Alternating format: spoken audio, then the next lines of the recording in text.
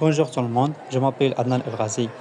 J'ai étudiant dans Master Développement Éducation. J'ai présenté 6 vidéos structurées en 2 parties. Partie 1, débat filmé. Partie 2, formation. Commencez.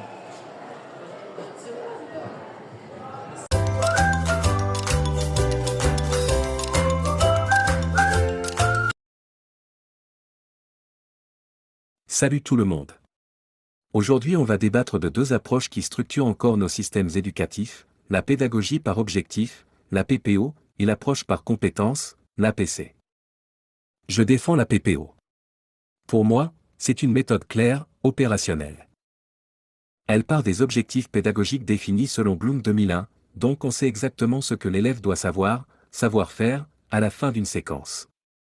C'est mesurable, c'est évaluable, et ça sécurise l'enseignant.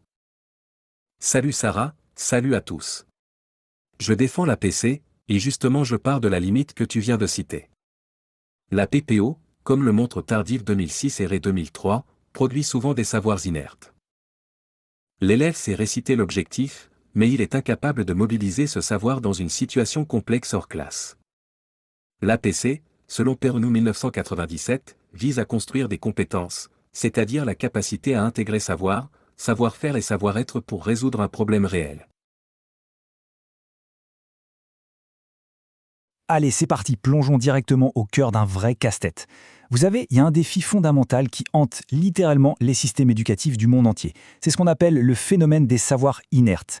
C'est un concept vraiment mis en lumière par des chercheurs comme Jacques Tardif, et vous l'avez sûrement déjà observé. C'est cette situation super frustrante où les élèves mémorisent parfaitement des informations, juste pour réussir un examen, mais qui, une fois face à un problème inédit dans la vraie vie, eh bien, se retrouvent incapables d'utiliser ces mêmes connaissances. Alors comment on résout cette fracture ? Eh bien, dans notre décryptage d'aujourd'hui, on va s'attaquer à un débat intellectuel absolument passionnant. On va comparer 2 poids lourds de la pédagogie moderne, la pédagogie par objectif, ou PPO pour les intimes, et l'approche par compétence, plus connue sous le nom d'APC. Ce petit voyage va nous permettre de décortiquer ces concepts et de comprendre comment ils transforment complètement notre façon d'apprendre. Voici notre feuille de route pour cette analyse. On va d'abord explorer les origines de ces 2 approches, puis on confrontera leurs logiques totalement opposées. Ensuite, on fera un point sur leurs limites respectives, avant de voir comment, au final, elles pourraient bien se compléter. Commençons tout de suite par notre première partie. D'où viennent exactement ces 2 grandes approches ? Alors la PPO, elle ne sort pas de nulle part. Elle est née aux États-Unis dans un contexte de rationalisation industrielle. En gros, elle est très fortement influencée par le taylorisme. Des pionniers comme Ralph Tyler ou Benjamin Bloom, avec sa fameuse taxonomie, d'ailleurs révisée en 2001, cherchaient vraiment à injecter une organisation scientifique et ultra mesurable dans l'éducation. On est en plein dans l'ère du behaviorisme, d'accord ? On ne se préoccupe pas trop de ce qui se passe dans la boîte noire du cerveau, on regarde uniquement les comportements qu'on peut observer. L'idée de génie, à l'époque, c'était de découper un apprentissage super complexe en tout petits micro-objectifs très précis. Pour utiliser une image, la PPO, c'est comme se concentrer sur la fabrication parfaite et standardisée d'une brique de savoir. Chaque brique est moulée, mesurée et validée. Bam, on passe à la suivante. Mais voilà, ce modèle un peu industriel a fini par montrer ses limites. Et c'est là qu'intervient l'APC, l'approche par compétence. Elle a d'abord fait ses preuves dans le monde de l'entreprise avant de débarquer à l'école. Portée par des figures francophones comme Philippe Pernou, De Kettelé ou Rogiez, elle s'appuie sur une toute autre philosophie, le socio-constructivisme. Ici, le but n'est absolument plus d'empiler bêtement des briques. Si on reprend notre métaphore, l'APC demande à l'élève de devenir l'architecte.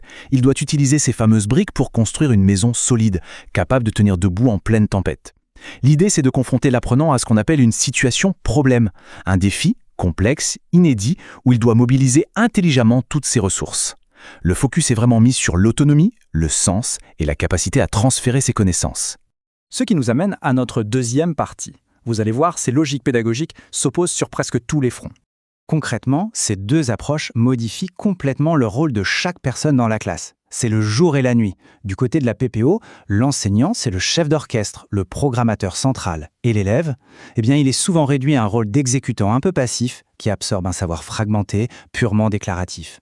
À l'inverse, l'APC vient totalement renverser la table. L'apprenant devient le véritable acteur de sa formation, il cherche, il fouille face à des situations complexes. Et l'enseignant lâche son rôle de simple transmetteur pour devenir un médiateur, un concepteur de défis, poussant l'élève à utiliser un savoir intégré et procédural. Et la grande différence, elle se trouve dans ce qu'on enseigne réellement. La PPO, elle prescrit des choses très précises. On attend de l'élève qu'il reproduise une action bien définie à la fin d'une séquence toute tracée, très linéaire. L'APC, par contre, elle ne dicte pas de comportement exact. Ce serait impossible. Elle fonctionne sur ce qu'on appelle des classes de situation. En gros, elle formule des hypothèses sur la manière dont quelqu'un de compétent pourrait se débrouiller face à un problème imprévisible. On passe d'un monde de certitude et d'exécution à un monde d'adaptation face à la complexité. C'est un vrai changement de paradigme. Du coup, la fameuse situation problème se retrouve au centre de tout. Et pour la résoudre, réciter sa leçon par cœur, ça ne marche plus. L'approche exige qu'on intègre en temps réel plein de ressources internes. Les savoirs théoriques bien sûr, mais aussi les savoir-faire techniques et les savoir-être, c'est-à-dire les attitudes. Tout ça doit s'imbriquer parfaitement. C'est d'ailleurs ça qui rend l'évaluation des compétences super intéressante, mais aussi, avouons-le, très délicate à mettre en place. Mais attention, tout n'est pas rose. On passe à notre troisième partie, les limites et les critiques de ces modèles. Historiquement, la PAO s'est pris pas mal de coups pour son côté hyper focalisé. À force de découper le savoir à l'extrême, on crée un vrai morcellement des contenus. Les comportements sont sortis de leur contexte, on perd de vue la finalité, ce qui provoque inévitablement une perte de sens global pour l'élève. Et puis, il y a cette volonté obsessionnelle de tout vouloir mesurer. Ça crée une sorte d'illusion de transparence, où les valeurs humaines ou le simple imprévu n'ont plus aucune place. Le travail est tellement mâché d'avance qu'il perd un peu de sa saveur intellectuelle. Cela dit, l'APC ne s'en sort pas indemne non plus, loin de là. Les critiques académiques sont parfois féroces. Des chercheurs comme Bernard Rey pointent un risque énorme, celui de fabriquer des compétences creuses. C'est-à-dire un élève qui a la bonne posture, le bon discours, mais qui, au fond, n'a aucune compréhension profonde de la matière. En misant tout sur la méthode, on risquerait d'oublier l'acquisition pure et dure des savoirs. Certains auteurs comme Marcel Kraai dénoncent même un dogmatisme pédagogique, et Nico Hirt va jusqu'à parler de mystification. C'est un débat académique vraiment fascinant sur les dangers d'inverser les moyens et les buts. Et au-delà des grands débats théoriques, il y a la dure réalité du terrain. Les limites pratiques de l'APC sont colossales. Demander à des profs de créer de toutes pièces des situations d'apprentissage complexes, ça demande un temps et des ressources de dingue. Ensuite, comment on évalue objectivement une compétence complexe à grande échelle? C'est un vrai casse-tête sans test standardisé. Et pour couronner le tout, les réformes imposent souvent l'APC à toute vitesse, demandant aux enseignants de changer radicalement de métier sans leur donner la formation ni l'accompagnement nécessaire. Alors on fait quoi de tout ça? On arrive à notre quatrième et dernière partie, la piste de la complémentarité. C'est vraiment la question à 1 million. Est-ce qu'on a affaire à deux dogmes qui doivent s'entretuer, ou bien est-ce que ces deux modèles n'auraient pas, en fait, désespérément besoin l'un de l'autre? C'est là que le concept d'alignement constructif de John Biggs devient super intéressant. Il nous dit qu'il faut une cohérence absolue entre les objectifs de départ, les activités en classe et la façon d'évaluer, pour que l'apprentissage s'ancre vraiment. C'est peut-être ça, le pont entre nos deux approches. D'ailleurs, quand on regarde comment les programmes sont réellement conçus aujourd'hui, l'hybridation est déjà là. Si on prend par exemple l'analyse des cursus universitaires en physique-chimie au Maroc, on découvre une réalité pleine de nuances. Sur le terrain, les équipes pédagogiques mélangent allègrement le langage très strict des objectifs avec celui, plus ouvert, des compétences, pour créer un modèle hybride qui colle à leur réalité. Au lieu d'une guerre de tranchées, on voit une vraie tentative d'allier le côté mesurable de la PPO avec les grandes ambitions de transfert de l'APC. Et franchement, la logique de ce mariage hybride est redoutable. Regardez, la PPO, elle est imbattable pour structurer les choses. C'est l'outil parfait pour construire des bases théoriques solides, brique par brique. Et juste après, bim, l'APC prend le relais en balançant des situations complexes qui forcent l'élève à utiliser ces bases dans la vraie vie. On ne jette rien, on additionne. Ça rejoint d'ailleurs le concept de PCK de Lee Schulman, la fameuse connaissance pédagogique du contenu, qui fusionne l'expertise de la matière et l'art de l'enseigner. Tout ça permet de développer des compétences transversales clés, comme le travail en équipe ou l'esprit critique. Pour que ce soit super clair, prenons un exemple très concret en chimie. D'abord, la phase PPO. L'élève apprend la base mathématique. Il calcule rigoureusement une constante de vitesse grâce à une équation classique. Ensuite, phase APC. On le plonge dans un problème industriel.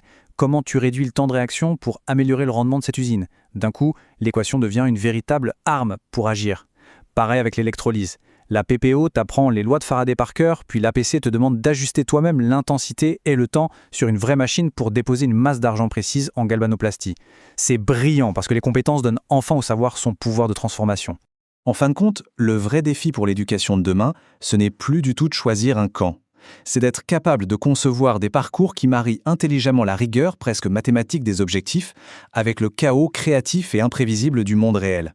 Alors, à votre avis, les futurs programmes scolaires réussiront-ils à construire ce pont de manière fluide ou est-ce qu'on risque de rester bloqué encore longtemps dans les vieilles querelles théoriques du passé? Ça, c'est la grande question qui reste ouverte.